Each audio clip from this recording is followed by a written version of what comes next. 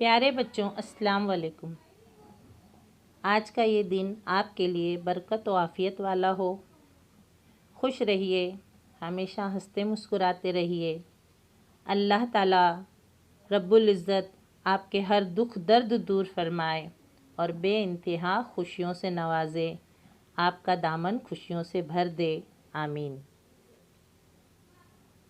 आज के इस तालीमी सेशन में आपका तहे दिल से खैर मकदम, खुश आमदीद। साथ ही मेरे वो असातिज़ाए कराम जो मुझे वक्त ब वक्त मेरी हौसला अफजाई करते हैं, उनको भी मेरे इस सेशन में खुश आमदीद। मैं अंसारी फ़हमीदा अबू दुजाना, मुआविन मौल्लिमा, Deonar colony, municipal Urdu school number 2, आपके सामने आज का तालीमी सेशन लेकर हाजिर हुई हूँ।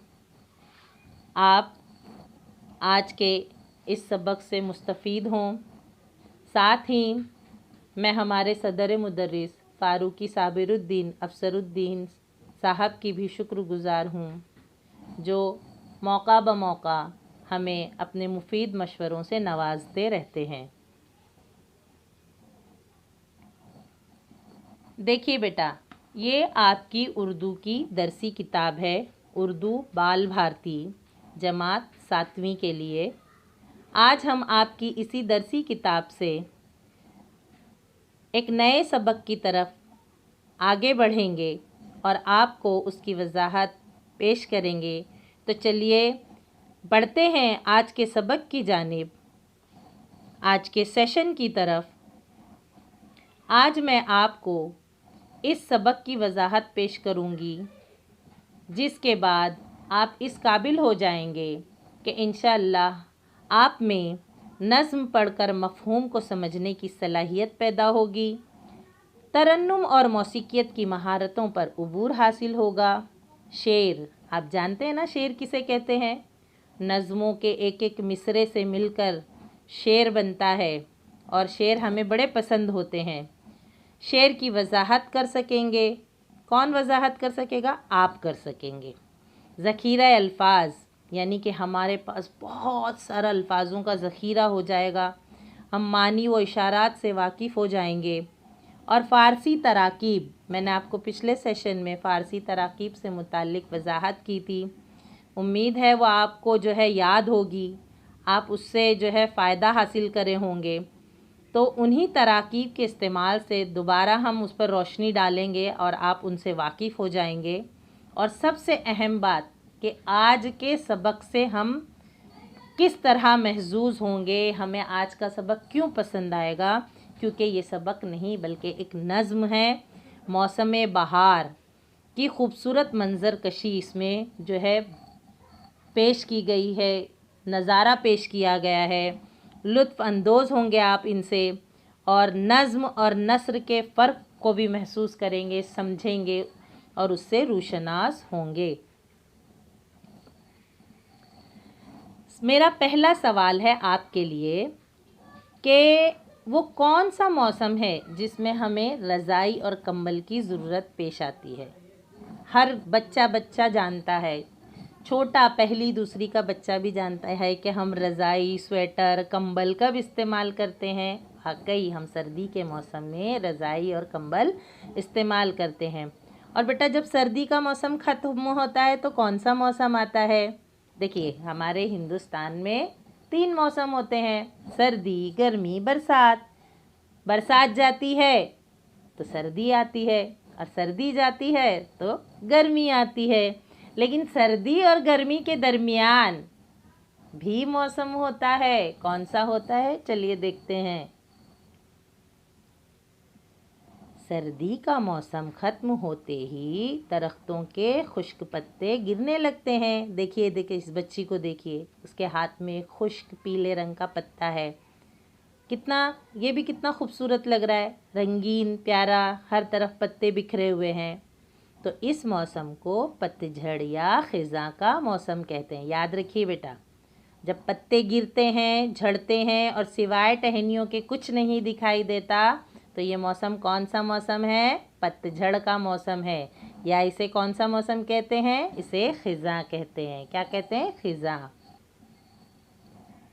उसके बाद जब गर्मी शुरू होती है तो दरख्तों पर नर्म नर्म प्यारे प्यारे नाजुक नाजुक पत्ते निकल आते हैं, डालियाँ फूलों से भर जाती हैं। कौन सा मौसम होता है? ये होता है बहार का मौसम। जैसे ही सर्दी ख़त्म होती है, गर्मी शुरू होती है, दरख्तों पर हरे हरे नर्म पत्ते निकल आते हैं, मुख्तलिफ़ दरख्तों और पौधों पर फूल निकलने लगते हैं। तो ये मौसम जो होता है वो बहार का मौसम होता है। कौन सा मौसम होता है? बहार का मौसम होता है। तो चलिए, आज आपकी दरसी किताब की उर्दू नज़म नंबर 9, आपकी दरसी किताब का सफ़ा नंबर 33, उन्वान है अब्रे बहार। और हमारे शायर कौन हैं? शायर हैं तिलोक चंद महरूम साहब। चलिए वजाहत शुरू करते हैं, देखते हैं। ये देखिए आपकी किताब का सफ़ा नंबर 33 और उन्वान है अब्रे बहार, सबक का नंबर है 9, शायर हैं तिलोक चंद महरूम। देखिए वहाँ साइड में देखिए एक तस्वीर, बड़ी बड़ी मूँछों वाले साहब हैं, वही यही हैं हमारे तिलोक चंद साहब, शायर हैं। चलिए देखिए, देखते हैं हम पहली बात में क्या लिखा है। गौर से सुनिए, तवज्जो से सुनिए, सवाल के जवाब देने होंगे, इसलिए आप इसे बिल्कुल बिल्कुल भी गफलत ना बरतिएगा, बिल्कुल ध्यान से तवज्जो से सुनिएगा। आपने सर्दी के मौसम के ख़त्म होते होते दरख्तों के खुश्क पत्ते गिरते हुए देखे होंगे। बाँस दरख्तों से तो इतने पत्ते झड़ जाते हैं कि सिवाय टहनियों के कुछ दिखाई नहीं देता। इस मौसम को पतझड़ या खिज़ां कहते हैं। सर्दी ख़त्म होने के बाद जैसे ही गर्मी शुरू होती है, दरख्तों पर हरे हरे नर्म पत्ते निकल आते हैं, मुख्तलिफ़ दरख्तों पर पौधों पर फूल खिलने लगते हैं। ये मौसम जो हमारे यहाँ मार्च अप्रैल में शुरू होता है, माहौल को रंगीन और खुशनुमा बना देता है। इसे मौसम बहार कहते हैं। बहार के इस मौसम में अगर बूंदाबांदी हो तो मिट्टी महकने लगती है। आपने कभी गौर किया है?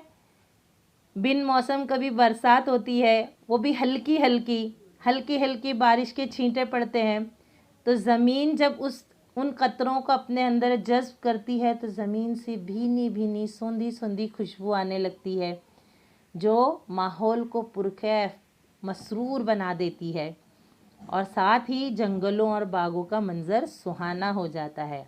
तो आज जो हम नज़्म पढ़ने जा रहे हैं, उस नज़्म में भी बहार के इसी मौसम की खूबसूरत अंदाज में मंज़र कशी की गई है।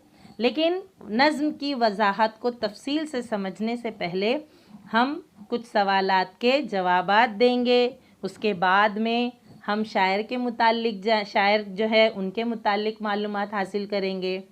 पहले मेरा सवाल है, खुश्क पत्ते कब गिरते हैं? कब गिरते हैं? सर्दी का मौसम ख़त्म होते होते दरख्तों के खुश्क पत्ते गिरने लगते हैं। ठीक है। दूसरा, दरख्तों पर हरे हरे नरम पत्ते कब निकलते हैं? कब निकलते हैं बेटा? दरख्तों पर हरे हरे नरम पत्ते जो है वो गर्मी जैसे ही शुरू होती है तब निकलने लगते हैं, और दरख्तों और पौधों पर फूल खिलने लगते हैं। पत्ते हरे हरे नरम पत्ते भी निकलते हैं, फूल भी खिलने लगते हैं। कब? जब गर्मी शुरू होती है, सर्दी ख़त्म होती है और गर्मी शुरू होती है। बहार के मौसम में बूंदाबांदी हो तो क्या होता है? मैंने अभी आपको बताया था कि बूंदाबांदी होती है तो क्या होता है? मिट्टी महकने लगती है, खुशबू से महकने लगती है। जब बरसात की हल्की हल्की बूंदें ज़मीन अपने अंदर जज्ब करती है तो एक भीनी भीनी सोंधी सोंधी खुशबू आने लगती है और मिट्टी महकने लगती है। अगला सवाल है, कहाँ का मंज़र सुहाना हो जाता है? तो कहाँ का मंज़र सुहाना हो जाता है? जंगलों और बागों का मंज़र सुहाना हो जाता है। ठीक है, याद रखिए इन सवालों को भी और जवाब को भी अपने जहन में तरोताज़ा रखिए। हो सकता है आगे आपसे दोबारा पूछा जाए। अब देखिए, हमने किताब में बड़ी बड़ी मूंछों वाले साहब को देखे थे, है ना, शायर साहब हमारे तिलोक चंद महरूम। ये देखिए, ये उन्हीं की तस्वीर है। ये जान पहचान का जो है सेशन है, कॉलम है। चलिए शायर के मुतालिक जानकारी हासिल करते हैं। महरूम का असल नाम तिलोक चंद था। वो यकुम जुलाई 1887 को गोजरावाला पाकिस्तान में पैदा हुए। मैट्रिक पास करने के बाद वो रावलपिंडी में उर्दू फ़ारसी के उस्ताद हो गए।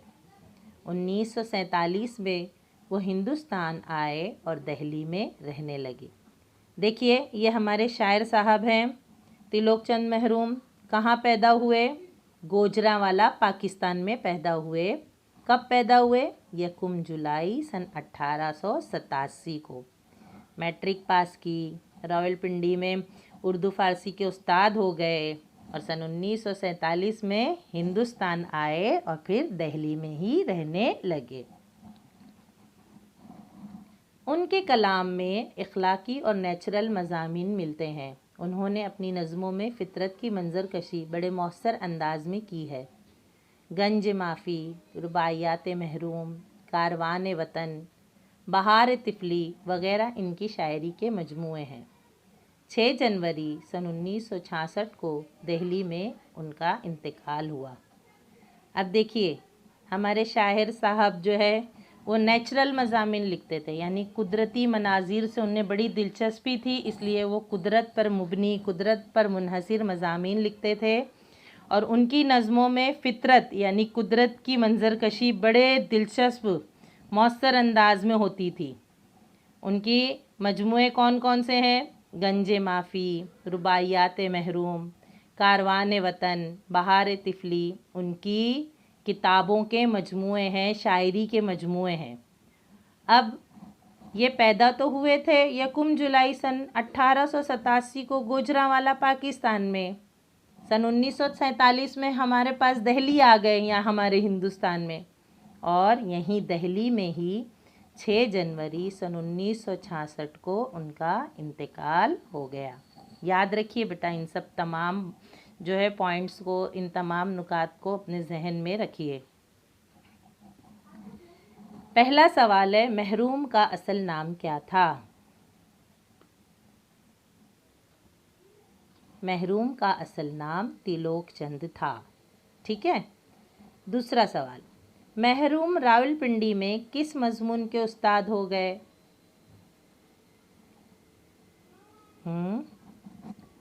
जी, महरूम रावलपिंडी में उर्दू फ़ारसी के उस्ताद हो गए।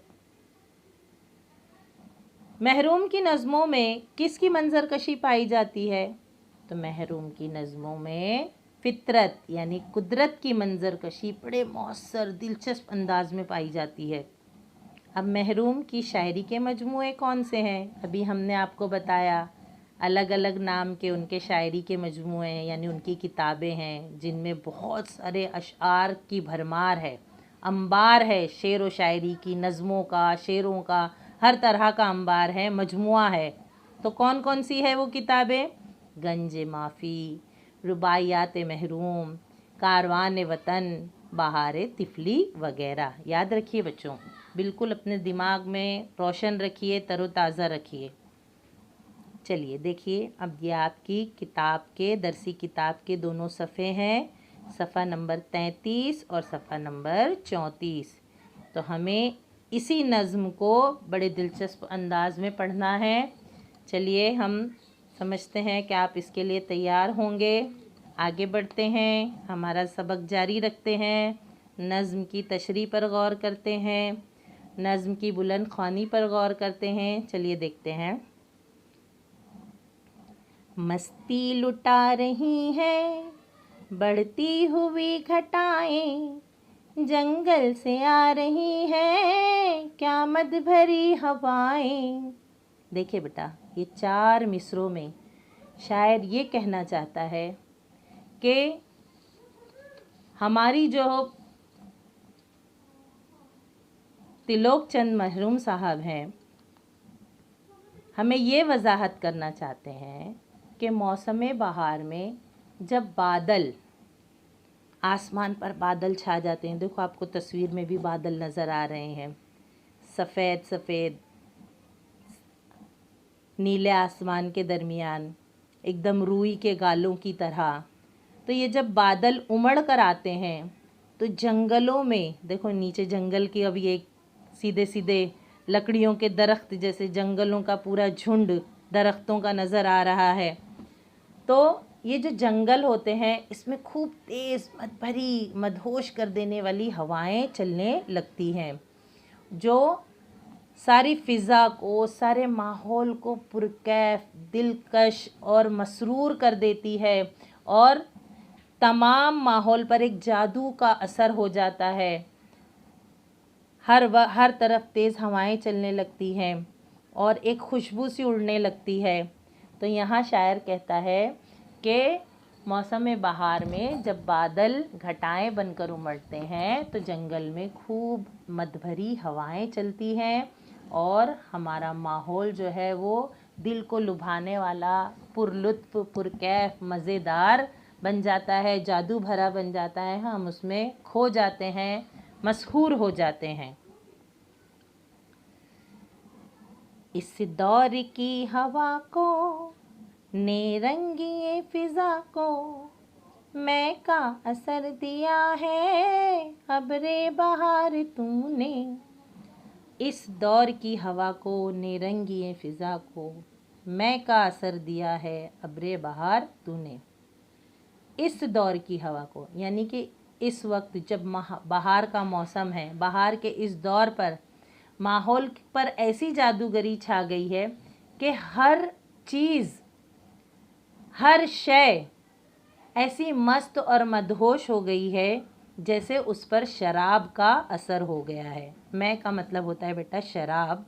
शराब जब इंसान पीता है तो आपने देखे हैं कि कैसे वो अपना मदहोश हो जाता है, उसे दुनिया की खबर नहीं रहती है।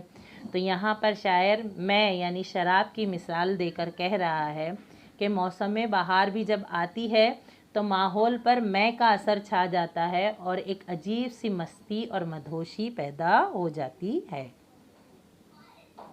रंगी है सहने गुलशन, सहरा ज़मरुदी है, हर शाख गुल बदामन शबनम से गौहरी है।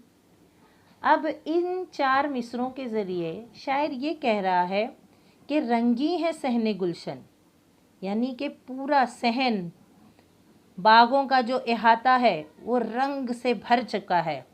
सहरा रेगिस्तान जो था वो ज़मरुदी हो गया है, यानी हरा भरा हो गया है। हर शाख गुल बदामन यानी हर शाख गुलों से भर चुकी है और शबनम से गौहरी है यानी चमकदार। यहाँ शबनम के कतरों को जो है मोतियों की मिसाल देकर कहा है कि शबनम जो है वो उससे सारा पौधे, फूल, पत्तियाँ जो है शबनम से गौहरी हो गया है। यानी कहने का मतलब ये है कि बागों का अहाता भी रंग बिरंगे फूलों से लद गया है। सहरा रेगिस्तान जिसमें दूर दूर तक मिट्टी के ज़र्रे फैले हुए हैं वो भी हरे कीमती पत्थर जैसा सरसब्ज व शादाब हो गया है। हर शाख फूलों से लद गई है और शाख पर खिले फूलों से शबनम के कतरे मोतियों की तरह चमक रहे हैं। गुलशन को जंगलों को, खेतों को वादियों को, गंजे गोहर दिया है अब्रे बहार तूने। गुलशन यानी बाग, जंगल तो आप जानते ही हैं, आप टीवी वगैरह में, कार्टून्स वगैरह में आप मोगली का कार्टून देखते हैं ना, उसमें भी कैसे जंगल नज़र आता है, कितना प्यारा खूबसूरत खूबसूरत मंजर बताते हैं उसके अंदर। तो खेत जो होते हैं, वादियाँ जो होती हैं, दूर दूर तक जो है कोई नज़र नहीं आता, ऐसी जगह गंजे गोहर दिया है अब्रे बहार तूने। यहाँ शायर ये कह रहा है कि बाग, वादियाँ, जंगल, खेत, यानी कि ज़मीन का कोना कोना, ज़र्रा ज़र्रा, ज़मीन की मिट्टी का ज़र्रा ज़र्रा जो है वो बिल्कुल हरा भरा हो गया है, गुलजार बन गया है।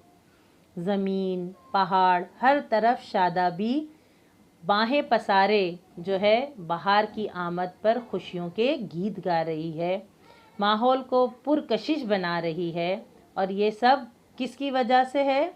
सिर्फ़ और सिर्फ बहार के आने की वजह से हुआ है। किसकी वजह से मुमकिन हुआ है? बहार के आने की वजह से। दुनियाए रंग बू है अपनी महक पे नाज़ा, सब्ज़ा किनार जो है अपनी लहक पे नाज़ा। दुनियाए रंग बू है, यानी दुनिया जो है वो रंगों से भर चुकी है, हर तरफ रंग ही रंग है। किसकी वजह से रंग है? फूलों की वजह से। और खुशबू भी जो है वो अपनी महक पर नाज कर रही है, अपने आप पर नाज कर रही है, फ़ख्र महसूस कर रही है। सब्ज़ा किनार जू, यानी कि नहर का किनारा, नहर के किनारे भी सरसब्ज़ व शादाब हो गए हैं। और वहाँ जो ऊंची ऊंची घास उग आई है वो अपनी लहक पर, यानी लहक यानी झूमना, जब हवा मदभरी हवाएं चलती हैं तो ये लंबी लंबी ऊंची ऊंची घास लहलहाती है, हिलती है, तो उनको भी अपने आप पर फ़ख्र महसूस होता है। यानी कि शायर खुद इस मंज़र से मशहूर है। वो कह रहा है ये जो शाखें फूलों से लदी फंदी पड़ी हैं, हर तरफ अपना हुस्न बिखेर रही हैं, हर तरफ खुशबू फैला रही हैं। नहर का किनारा भी जो है सब्ज़ा से भर गया है, सरसब्ज़ व शादाब हो गया है और अपनी लहक पर नाज कर रहा है और खुशी से खुद पर फ़ख्र महसूस कर रहा है कि मैं भी जो है दुनिया की खूबसूरती को चार चांद लगा रहा हूँ। सर्रो समन भी दिलकश, खाके चमन भी दिलकश, सब कुछ मगर दिया है अबरे बहार तूने। सरो यानी ऊंचा दरख्त। सरो जो है एक दरख्त की एक किस्म होती है जो सीधी सीधी ऊंचा ऊंचा लंबा सा जो है एक सीधा और ऊंचा दरख्त, देखो आपको तस्वीर में भी नज़र आ रहा है। तो यहाँ शायर कह रहा है कि सरो समन भी दिलकश, यानी समन जो है चमेली के फूलों को कहते हैं। खाके चमन भी दिलकश, खाक यानी मिट्टी, चमन यानी बाग की मिट्टी भी जो है वो दिलकश नज़र आ रही है। सब कुछ क्यों दिलकश नज़र आ रहा है? अब्रे बहार की वजह से। क्यों दिलकश नज़र आ रहा है? अब्रे बहार। तो कहने का मतलब यूँ है कि सरो समन यानी ऊंचे सीधे दरख्तों के साथ चमेली के फूल भी अपना हुस्न निछावर कर रहे हैं। ज़मीन पर मौजूद चमन भी अपनी दिलकशी से लोगों के, दुनिया के में रहने बसने वाले लोगों के दिलों को मोह रहा है। और ये मज़ा किसकी वजह से है? सिर्फ़ और सिर्फ अब्रे बहार की बदौलत ये मज़ा हमें मयस्सर है, हासिल हुआ है। आने को यूं भी आती फसले बहार, लेकिन ये लुत्फ कब दिखाती अब्रे बहार तुझ बिन। देखो यहाँ पर शायर ये कहना चाहता है कि फसले बहार तो आती रहती है, लेकिन जब उसके अंदर मदहोशी, दिलकशी के चार चांद लग जाते हैं तो वो लुत्फ़ और भी बढ़ जाता है। यानी शायर कहता है कि फसले बहार का लुत्फ़ भी जो है किसकी वजह से दोबाला हो जाता है? अब्रे बहार की वजह से। और अब्रे बहार के बगैर वो मज़ा ही नहीं आता जो बहार लेकर आती है और माहौल को मदहोश और पुरकैफ बना देती है। यानी जब अब्र और बहार दोनों का साथ होता है तो मौसम की दिलकशी एक नया हुस्न पैदा करती है। कोहसार को चमन को हर मंजरे कोहन को शाताब कर दिया है अब्रे बहार तूने। अब यहाँ पर कोहसार यानी पहाड़, चमन यानी बाग। मंजर कोहन, मंजर तो आप जानते ही हैं किसे कहते हैं। कोहन यानी पुराना। जो मंजर पुराना हो चुका है उस मंजर को किसने शादाब कर दिया है? अब्रे बहार ने। यहाँ मंजर कोहन से मुराद मैंने भी आपको बताया ये है कि जो मौसम ख़िज़ां, देखो पतझड़ मौसम ख़िज़ां के आने की वजह से जो दरख्त और पौधे सिर्फ टहनियों पर बाकी रह गए थे, उन्हीं पर बहार की वजह से कशिश, खूबसूरती, दिलकशी और रानाई आ चुकी है। ये सब अपना हुस्न खो चुके थे, इसीलिए उन्हें मंजर कोहन कहा गया है, यानी पुराना मंजर कहा गया है। वो एक बार फिर ताज़ा पुरफरेब हो गए हैं। किसकी वजह से? अब्रे बहार की वजह से, बहार के आने की वजह से। और सरसब्ज़ व शादाब हो गए हैं, हर तरफ हरियाली आ गई है। आप देखो यहाँ तस्वीर में भी पहाड़ देखो आपको खाली नज़र आ रहे हैं। एक तस्वीर में आपको पहाड़ खाली नज़र आ रहे हैं, दूसरी तस्वीर में देखो पहाड़ों पर रंग बिरंगी जो है हर तरह के रंग नज़र आ रहे हैं। हरा रंग नज़र आ रहा है, जामुनी, ऑरेंज, हर तरह का रंग नज़र आ रहा है। तो ये सब किसकी वजह से हुआ है? ये सब शादाबी, सरसब्ज़ी, खुशहाली, पुरकशिश, दिलकशी, रानाई किसकी वजह से हुई है? अब्रे बहार की वजह से।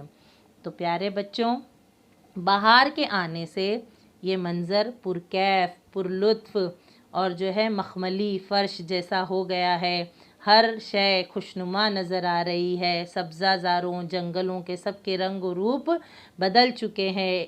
कोहसारों, पहाड़ों पर नई रौनक आ गई है। मुझे उम्मीद है कि नज़्म की वजाहत और मतलब से आप बखूबी वाकिफ़ हो चुके होंगे और मौसम बहार की मंजर कशी ने आपके दिलो दिमाग को तरोताज़ा कर दिया होगा। चलिए आइए अब हम अपने ज़ख़ीरे अल्फाज में इजाफ़ा करते हैं और मानी इशारात पर फिर एक बार और गौर करते हैं। देखिए यहाँ पर है लफ्ज़ मस्ती, जिसका मतलब है खुशियाँ। घटाएं, घने बादल।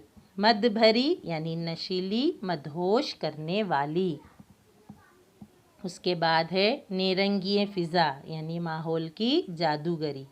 मैंने आपको बताया था, मैं का मतलब होता है शराब। सहने गुलशन यानी बागों का इहाता। सहरा रेगिस्तान। ज़मरुदी हरा नायाब पत्थर। गुल बदामन फूलों भरा दामन। गौहरी यानी मोतियों से भरा हुआ। देखिए यहाँ पर आप जहाँ मानी और इशारात लिखा हुआ है वहाँ देखिए एक सब्ज़ रंग का पत्ता नज़र आ रहा है और उस पर नन्हे नन्हे कतरे पानी के नज़र आ रहे हैं। तो इसे ही मोतियों की मिसाल दी गई है, मोतियों से भरा हुआ कहा गया है। यहाँ पर देखिए शबनम के कतरे मोतियों की तरह नज़र आ रहे हैं।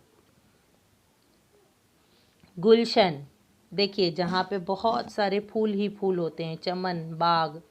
गंजे गोहर, मोतियों का ख़जाना। देखिए यहाँ पर भी पत्ते पर आपको नन्हे नन्हे पानी के कतरे नज़र आ रहे हैं जो बिल्कुल मोतियों की मानिंद नज़र आ रहे हैं, यानी कि यहाँ पर उसकी मुराद किससे है? शबनम से की गई है। दुनियाए रंगो बू, रंग व खुशबू की दुनिया। देखो ऊपर की तस्वीर से ही आपको जो है साफ तौर पर, वाज़ेह तौर पर समझ में आ जा रहा है कि फूल जो खुशबू देते हैं तरह तरह के रंगों के होते हैं। तो रंग व खुशबू की दुनिया मतलब किसका मतलब है? दुनियाए रंगो बू का मतलब है रंग व खुशबू की दुनिया। नाज़ा यानी फ़ख्र। सब्ज़ा यानी हरियाली। किनारजू, ये देखिए यहाँ पर एक नहर बह रही है पानी की, तस्वीर में देखिए आपको नज़र आ रही है। ये जो नहर का किनारा है उसे जो है किनारजू कहते हैं। लहक, मुराद झूमना, हिलना। देखिए दरख्त तेज़ हवा से झूमते हैं, हिलते हैं। ऊंची ऊंची घास जो है तेज़ हवाओं की वजह से हिलने लगती है, तो हम कहते हैं ना लहलहा रही है फसल। कहाँ की फसल?